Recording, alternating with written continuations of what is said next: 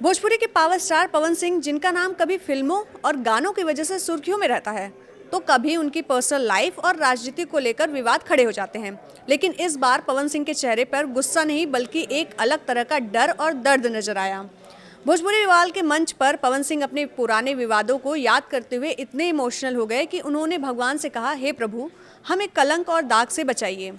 आखिर ऐसा क्या हुआ जिससे पवन सिंह इतना डरते हैं और क्यों उन्हें लगता है कि उनकी जिंदगी में विवाद जबरन खड़े किए जाते हैं? आइए जानते हैं पूरी कहानी।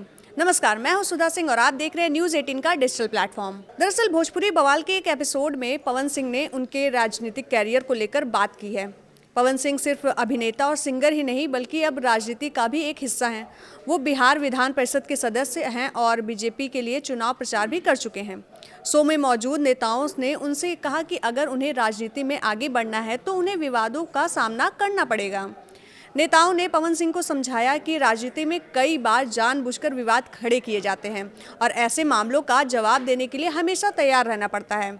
यानी नेताओं का कहना था कि अगर पवन सिंह राजनीति में आगे बढ़ना चाहते हैं तो उन्हें हर तरह के आरोप और विवाद झेलते हुए आगे निकलना होगा। लेकिन इसी बातचीत के दौरान पवन सिंह ने अपने दिल की बात कह दी। मैं सोचता हूँ और बहुत डरता हूँ। पवन सिंह ने कहा कि वो बहुत सोचते हैं और संकोच करते हैं और बहुत ज़्यादा डरते भी हैं। उनकी बातों से साफ लग रहा था कि विवादों का असर उनकी निजी ज़िंदगी पर भी पड़ता है। उन्होंने कहा कि भगवान से उनकी बस यही प्रार्थना है कि उन्हें कलंक और दाग से बचाया जाए।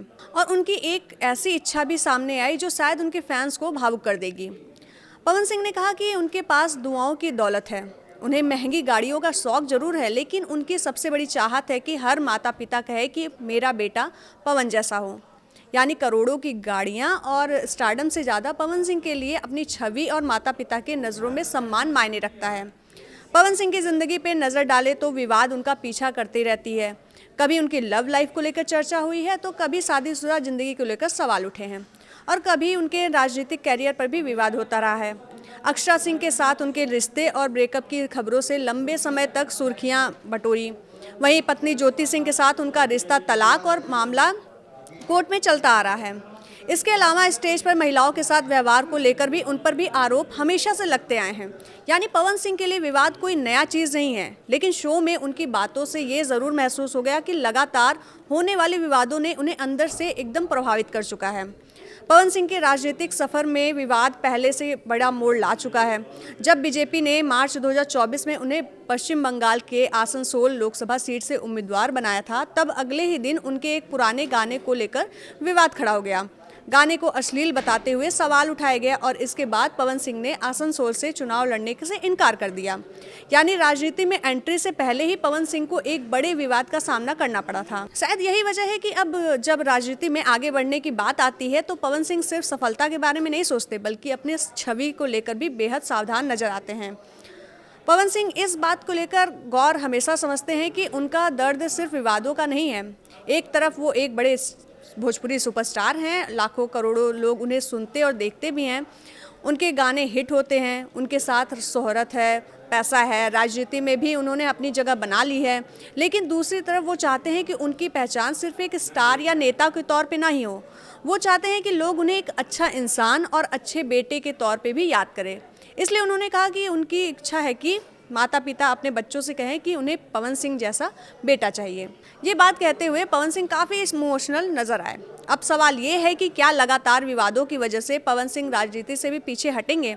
फिलहाल ऐसा कोई संकेत नहीं है, बल्कि शो में नेताओं ने उन्हें समझाया कि अगर राजनीति में आगे बढ़ना है तो विवादों में डरने के बजाय उनका सामना करना होगा।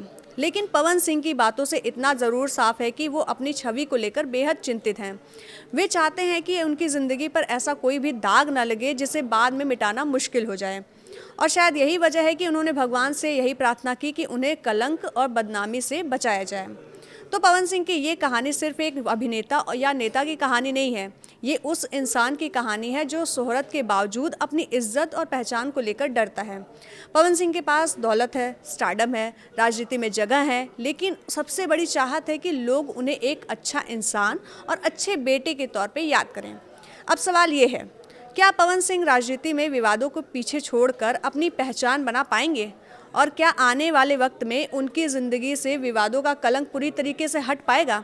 और क्या पवन सिंह को राजनीति में आगे बढ़ना चाहिए या पहले अपनी छवि पर फोकस करना चाहिए? अपनी राय कमेंट में ज़रूर बताइएगा। धन्यवाद।